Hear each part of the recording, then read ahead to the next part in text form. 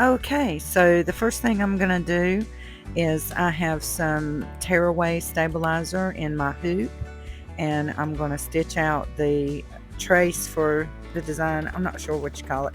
Anyway, it lets you know where to put your vinyl, and I made it so that there is a line going across so that you can get that pocket part correct in there, and you'll see that stitch out as well.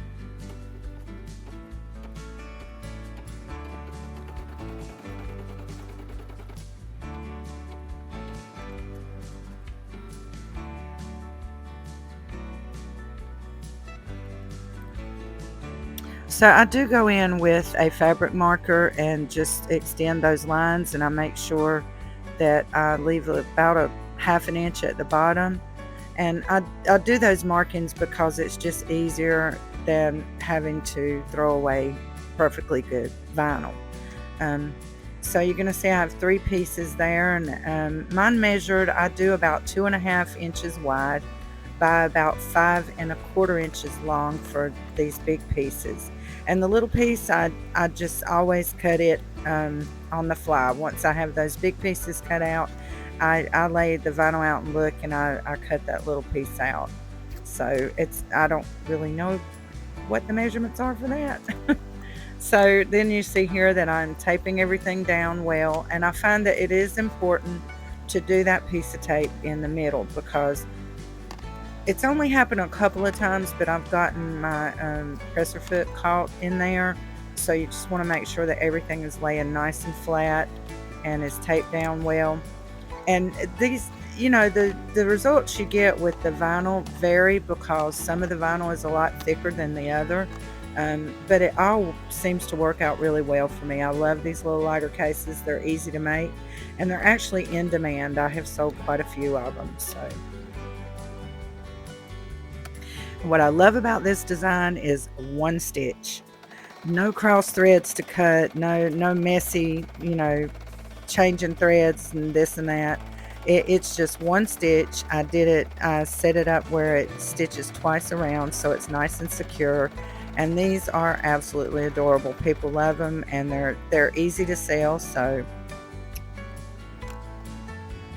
the pattern for this will be available. I'll provide a link to my Gumroad account in the description box below.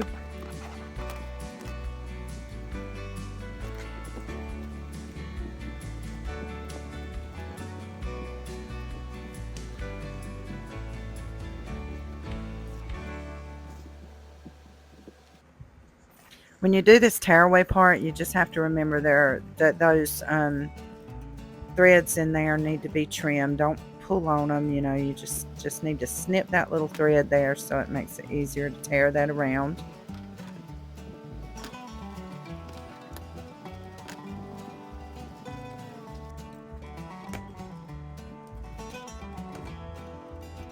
You want to be sure when you're clipping these little threads that you don't clip through the knot in the one on the back.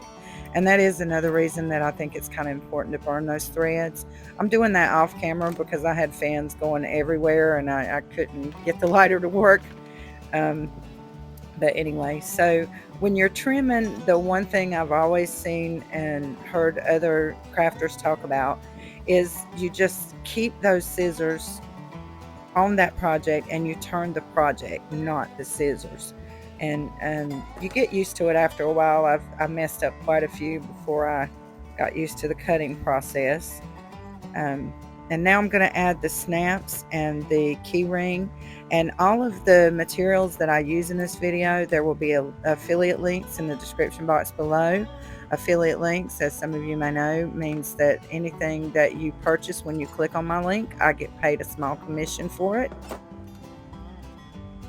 And I like to fold this back and do the hole through the back part, if that makes sense. Because if you do it through the front, that little piece in the back might slip and it won't be even. So you want to just line it up and punch that hole straight through both layers. I am new to embroidery, as some of you may know. I purchased my first embroidery machine March of this year, and I am really enjoying it. I had a friend who gave me a copy of the PE Design 10 software, and I love using that. I'm getting used to it and learning all kinds of new things. So this is a really fun venture for me. I have lots of projects that I want to try out on my embroidery machine.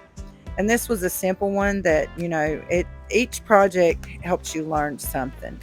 And so no project is too small or too insignificant. It's all a learning process. And I absolutely love making these things in the hoop.